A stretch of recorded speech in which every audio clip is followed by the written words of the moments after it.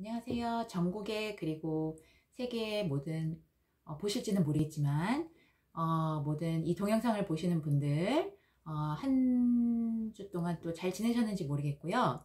제가 사실 이 동영상을 올린 건 INTJ에 대해 뭐 알리려고 올렸다기보다는 제가 우연히 INTJ라는 것을 알고 그래서 내가 그동안 많이 힘들었구나 라는 생각에 조금 도움이 되셨으면 하는 바람이 있었고요.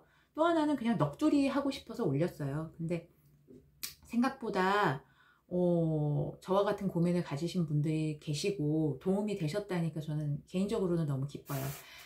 근데 사실 INTJ라는 그러니까 MBTI라는 이런 테스트잖아요. 완벽한 테스트는 없기 때문에 우리가 좀 마음이 막 되게 답답하고 갈급한 뭐가 있을 때 어떤 분은 종교에 귀하기도 하고 어떤 분은 뭐 술을 드시기도 하고 사람을 만나기도 하고 뭐 산에 가기도 하고 여러 가지 하는데 이게 조금 INTJ의 성향이 아닌가 싶어요. 그러니까 제가 전문가가 아니니까 INTJ라고 다 말할 수는 없지만 나를 먼저 알고 그러니까 누군가 해주기를 기대하기보다는 답을 좀 나한테서 찾으려는 거죠. 좀 논리적으로 내가 문제가 뭐고 혹은 나이가 문제가 있다면 내가 고칠 수 있다면 고치고 아니면 내가 문제가 아니라면 어떻게 또 다른 방향으로 나가는 거. 그래서 이것이 어떻게 또 미신이나 너무 이렇게 나는 이거니까 맞아 그러면서 너무 또 정당성을 부여하지는 않으셨으면 좋겠다는 생각이 들어요.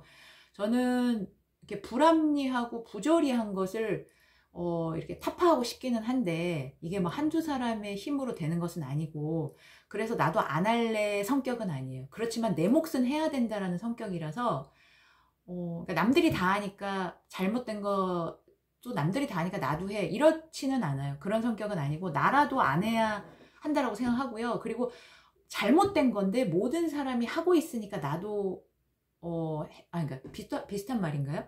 그러니까 틀린 건데 모든 사람이 하고 있으니까 나도 그렇게 해야지가 안 되고요. 또 잘못된 거면 저는 또 못해요. 그런 거 있잖아요. 그래서 좀 나쁘게 말하면 유도리가 없다고 볼 수 있겠죠? 뭐 원칙주의자? 근데 그 원칙이 틀린 원칙이면 또 지킬 수가 없는 거죠. 네, 남들이 다 원칙이라고 지켜도 그게 잘못된 원칙이라면 그거는 또 지키지 않는 거죠. 여하튼 그렇습니다. 제가 저번 시간에 INTJ들이 조금 원하지 않는데 어떤 남들을 흘려보내는 그런 큐들을 이렇게 자꾸 자동으로 분석하는 경향이 있다고 말씀드렸어요. 뭐 우리가 사람을 만나다 보면 자꾸 자동으로 막 이렇게 돌아가는 소리가 들리고 트트트트 하면서 분석 들어간다 그래서 하지 말아야지. 여러 가지 있겠지만 제가 좀 가장 기억에 남는 에피소드가 있어서 오늘은 조금 얘기를 하고 싶어요. 근데 그게 사실 아무것도 아닌 에피소드인데 그게 어떻게 보면 굉장히 INTJ의 대표적인 어떤 성향 중에 하나라고 볼 수 있거든요. 좀 먼 얘기인데 대학원을 제가 좀 그때 다니고 있었어요. 근데 제가 여러 가지 대학원 이렇게 생활을 하면서 기억에 남았던 게 뭐냐면 좋아서가 아니라 되게 부정적으로 남아있는 기억인데 새로 부임하신 교수님이 있었어요. 근데 그분이 보통 새로운 사람들의 특징은 열정적이잖아요. 하나라도 더 가르쳐주고 싶고. 근데 이분의 특징은 뭐냐면 뭐 한 50년 한 분 같은 거예요. 그리고 저희들한테 이제 교재를 줬죠. 굉장히 두꺼운 원서였어요. 논문 원서였는데 영어 원서였는데 그 당시만 해도 지금처럼 영어가 필수가 아니었어요. 지금은 대학원을 들어가려도 토익이나 뭐 이런 걸 보잖아요. 근데 그때는 전혀 안 그랬을 뿐만 아니라 되게 옛날 사람 같네요, 제가. 네, 그랬지 않았을 뿐만 아니라 영어를 못하는 사람이 수두룩했어요. 그래서 정말 간단한 영어 시험 정도만 보고 붙었는데 그리고 또 그 과가 대학원이다 보니까 학생들이 더 많지 않잖아요, 대학보다. 그러니까 학교와 간의 경쟁이 많잖아요. 그래서 학생을 어떻게라도 많이 뽑으려고 저희 과가 좀 인기가 있는 학교였어요. 과였어요. 그러다 보니까 이게 진짜인지는 잘 모르겠는데 혹시 아시는 분 나중에 좀 알려주세요. 다른 과에서 미달이 되면 이렇게 많이 몰리는 과에서 더 뽑을 수 있다라는 말을 들었거든요. 그래서 그런지 40명 정원인데 한 90명 정도가 온 거예요. 그러니까 90명이 다 인재면 다행이지만 되게 오합지졸이 아니었겠어요? 제가 생각해도 오합지졸이고 근데 원서를 던져준 거예요. 이게 영어도 잘 못하는 영어가 아니라 영어가 안 돼 있는 사람한테 원서를 더군다나 그냥 회화도 아니고 전문 서적이잖아요. 그러니까 프레젠테이션을 챕터별로 그룹별로 해서 해야 되는데 그게 얼마나 엉망이었겠어요. 그야말로 이거는 말하는 사람도 무슨 뜻인지 모르고 듣는 사람은 더더군다나 모르겠죠. 혹시 구글 번역기 같은 거 돌려보셨는지 모르겠는데 거의 그런 수준인 거예요. 그러니까 완전 총체적 난국. 그런데 제가 그 교수님한테 정말 되게 화가 났던 게 뭐냐면, 이게 대학원이라는 곳이 쉽게, 물론 돈이 너무 많아서, 시간과 돈이 많아서 가는 경우도 있지만, 저 같은 경우는 그런 게 아니었거든요. 정말 큰 마음 먹고 진짜 비싼 돈을 내고 다니고 있는데, 장학금이 많지 않잖아요. 대학 올라갈수록. 그런데 이분이 와가지고 막 오신 분인데도 열정을 찾아볼 수가 없고, 무슨 수업 시간에 마술을 보여주고, 막 그걸로 학생들이, 여학생들이 좀 많았거든요. 까르르르 까르르르 하는 거를 너무 즐겨 하는 거예요. 그래서 저는 너무 화가 나 인상 팍 쓰고 있었죠. 지금 빨리 와서 수업해도 될까 말까인데, 일주일에 한 번 듣고, 1시간 20분, 1시간 30분밖에 안 되는데, 난 여기다 얼마나 많은, 또 수업이 3개밖에 없잖아요, 보통. 얼마나 많은 등록금을 내고 있는데, 지금은 등록금이 더 비싸죠. 그땐 좀 더 저렴했지만, 그래도 비싸잖아요, 그 당시에는.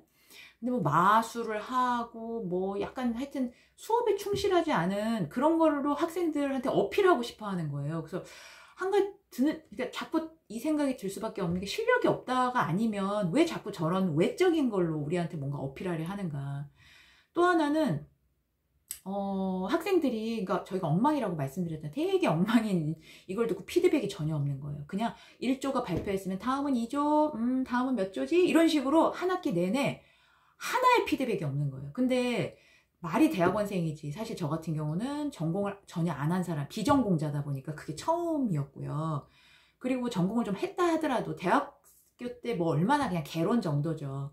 대학원 들어가도 석사 과정은 그냥 또 새로운 거예요. 완전히 거의 새로운 건데, 그 학생들이 얼마나 잘하겠어요. 그냥 정말 솔직히 후지죠. 근데 교수가 거기에 대해서, 너희가 대학원생이면 영어 공부도 좀 하고 그래야지, 이런 말 자체가 없는, 그냥 항상 생글생글 웃으면서, 그러니까 이분이 성품이 너무 좋거나 아니면 실력이 없거나. 근데 교수가 뭔가로 가르쳐야죠. 학생이 너무 못하면 채찍질을 하고, 뭔가 너희가 그래서 나중에 뭐가 되겠느냐 막 이래야 되는데, 쓴소리가 전혀 없는 거죠. 그래서 제가 제 성격이 이상해서 그런지 모르겠지만, 그냥 제가 거의 낙인 찍듯이, 저 사람은 실력이 없어서 아무 말도 못하는구나. 어떤 생각까지 들었냐면, 이 교재를 이분이 새로 갖고 온 거예요. 근데 우리나라 번역서가 없는 책인 거죠, 당연히. 그러니까 자기도 본 적이 없는 책인데 교재로 하려고 갖고 온 건데, 교재로 본 적은 없는 것 같아요. 대충은 알고 있겠지만 학생들이 번역해 놓은 걸 가지고 번역서를 내려고 그러나, 막 이런 생각까지. 그래서 제가 속으로, 나는 왜 이런 생각만 하게 되지? 근데 여하튼 그게 되게 거의 막 이렇게 피크를 이렇게 간 날이 있었어요. 그날은 뭐 그 교수가 특별히 뭘 잘못했다기보다, 교수한테는 기본적으로 안 좋은 선입견이 있었고, 어떤 학생이 정말 둘이 정말 환상의 하모니를 이룬 날이 있었어요.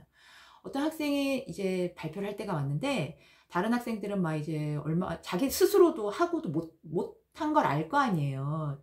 그러니까 막 이렇게 긴장하고 앞에 나와서, 왜냐면 프리젠테이션이라는 걸 많이 해보질 안 한 상태니까. 근데 그 학생은 되게 이렇게 여유도 있고 싱글싱글 벙글벙글, 제가 그 보면서 뭐 교수하고 친인척이라도 되나 막 이런 생각이 들 정도로 벙글벙글 하면서, 첫 마디가 뭐냐면, 제가 이 챕터를 준비하기 위해서 도서관에 가서 논문을 좀 뒤져봤는데, 여기서부터 저는 약간 좀 거슬리기 시작하는 거예요. 그래서 뭐 어쩌라고, 빨리 이걸 잘하냐 못하냐가 중요한 건데, 자기가 논문을 뒤져봤다, 결국은 나는 논문까지 봤다, 이런 걸 나타내고 싶은 거잖아요. 그래서 거기까지 좋았어. 그래서 제가 논문을 하나 찾았는데, 독일에서 공부하신 어떤 되게 저명한 교수님의 논문이었어요. 이 말을 듣는 순간 제가, 와, 거기서 끝.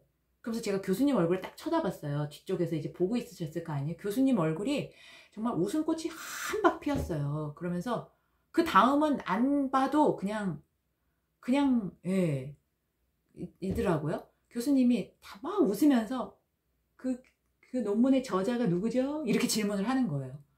그래서 아니, 이 둘이 지금 뭐 하는 거지? 막 이런 생각이 드는 거죠. 근데 또 그 학생의 반응이 또 저를 또 한번, 요즘 말로 하면 약간 빡치게 하는 거예요. 그 학생이 모르는 척 하더라고. 네? 마치 그 과제를 준비 안 해왔, 요 부분은 마침 준비를 못 했는데 교수가 질문했을 때 그 당황하는 것 같은 모습이 있죠. 하면서, 근데 어떻게 또 그 논문을 가져왔어요. 논문을 여러 번 봤다는데 그 논문을 또 가져왔더라고요. 그러면서 그 논문에 이름이 크게 써 있잖아요, 앞에 표지에. 보더니 너무 충격을 받은, 이러면서 입을 막 막으면서 깜짝 놀라고 교수님도 까르르 웃고 학생들은 뭐지? 막 뭐야?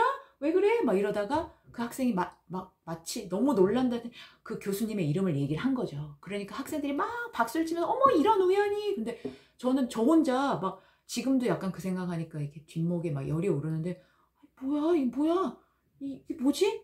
왜 이러지? 다들 왜 이러는 거지? 막 저 혼자 그랬던 기억이 나요. 그래서 끝나고 나서 친구들한테 야 그거 너 어떻게 생각해? 근데 무슨 일? 뭐? 다들 이러고 있더라고요. 그래서 저 혼자 막 속는 느낌 있잖아요. 그러니까 교수님한테 잘 보이고 싶어서 그 교수의 뭐 우연히 찾았을 수도 있고요. 아니면 아예 타겟을 정해서 이 교수가 쓴 논문이 있나 없나를 봤을 수도 있어요. 그러니까 다 괜찮아요. 그런데 저는 그렇게 이렇게 쇼하는 게 너무, 근데 정말 그 친구가 쇼가 아니었을 수도 있잖아. 그게 전부 다 우연일 수 있잖아. 할 수 있는데, 그럼 저는 어떻게 그거를 그 친구가 찾았어요를 듣고, 그건 당연히 교수의 논문을 갖고 와서 저러고 있네?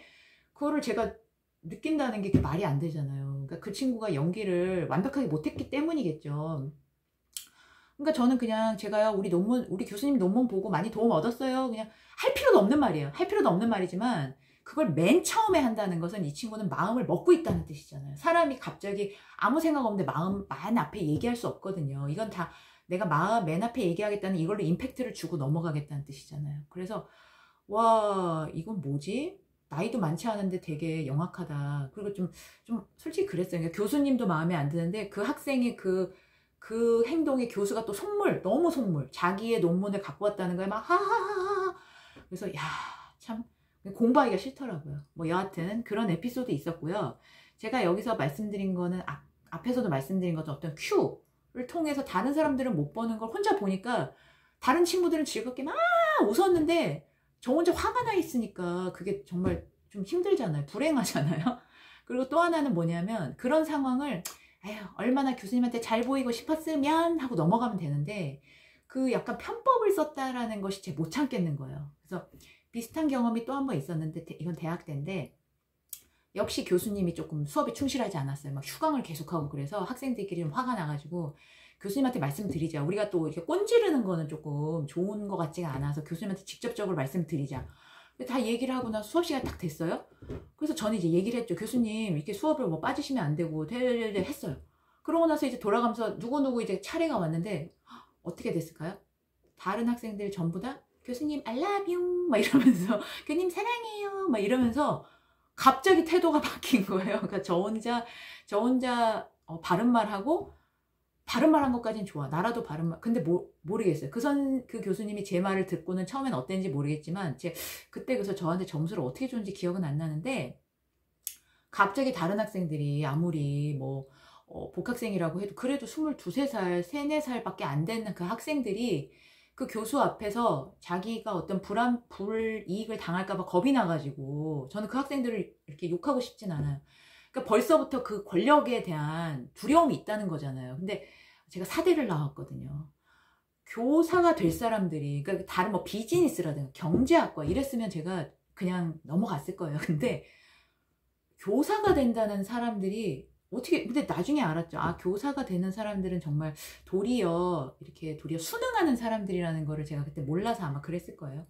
근데 여하튼 그랬어요. 그래서 그런 에피소드들이 있었거든요. 그래서 뭔가 잘못된 것을 알고, 그러니까 모르고 넘어가면 되는데, 알고, 또 그것도 알고, 그럴 수 있지 하고 넘어가면 되는데, 그럴 수 있지가 안 되는 이 성격은 정말, 너무 고통스러운 거죠. 그래서 항상 불만과 이렇게 뭐 버럭이 조금 많은데, 여러분들은 어떠신지 모르겠어요. 그래서 제가 뉴스에 관심이 있지만 뉴스라든가 스포츠라든가 이런 거를 잘 안 보려고 해요. 너무 제가 이제 막 흥분되는 일이 많고 너무 화가 많다 보니까. 자, 그래서 오늘은요, 또 이제 INTJ가 가지고 있는 약간 직관적인 부분, 예, 이렇게 분석하는 부분, 그리고 좀 불이라든가 또 이런 편법을 보면 좀 참지 못하는 그런 부분에 대해서 한번 말씀을 드려봤어요. 그래서 여러분들도 아마 INTJ가 제일 많이 공감하는 부분이 바로 이런 걸 거예요. 무조건 복종해라. 잘못된 것도 무조건 따라가야 된다. 내지는 이렇게 좀 척하는 거 있잖아요. 그런 거 많이 못 참으실 텐데, 네, 오늘은 그래서 제가 제 경험을 한번 나눠봤습니다. 다음에는요, 또 INTJ 또 다른 특성에 대해서 한번 얘기해 보도록 할게요. 네, 그럼 다음 시간까지 안녕히 계세요.